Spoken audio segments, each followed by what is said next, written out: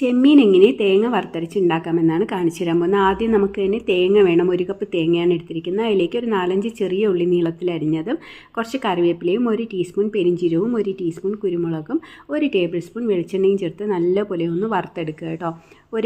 ഒരേ നിറത്തിൽ തന്നെ കിട്ടാനായിട്ട് ശ്രദ്ധിക്കണം. ഇത് ഈ ഒരു നിറമാകുമ്പോൾ ഇതിലേക്ക് 2 ടേബിൾ സ്പൂൺ മല്ലിപ്പൊടി, മുളക് പൊടി, മഞ്ഞൾപ്പൊടി ഇത് ഇത്രയും ചേർത്ത് കൊടുത്ത് ഫ്ലെയിം ഓഫ് ചെയ്തിട്ട് വേണം മസാല മിക്സ് ചെയ്യാനായിട്ട്. എന്നിട്ട് ഇതിനെ നല്ലപോലെ അരച്ചെടുക്കുക കേട്ടോ. നമുക്ക് വെള്ളം ചേർത്ത് അരച്ചെടുക്കാം. സാധാരണ മീൻകറിക്ക് വറുത്തരയ്ക്കുന്ന മീൻകറിക്ക് വെള്ളം ചേർക്കാണ്ടാണ് അരച്ചെടുക്കുന്നത്.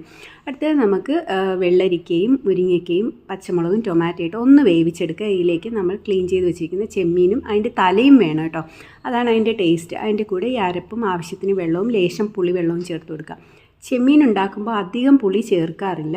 അപ്പോൾ ഇത് നല്ലപോലെ ഒന്ന് തിളച്ച് വരുമ്പോഴത്തേക്കും നമുക്കിതിലേക്ക് കടുക് താളിച്ചൊഴിച്ച് കൊടുക്കുക. എന്നിട്ട് ഒരു 5-10 മിനിറ്റും കൂടെ ഇട്ട് കഴിഞ്ഞാൽ അതിൻ്റെ ആ ഓയിലൊക്കെ ഒന്ന് തെളിഞ്ഞ് വരും. എന്നിട്ട് നമുക്ക് ഉപയോഗിക്കാവുന്നതാണ്.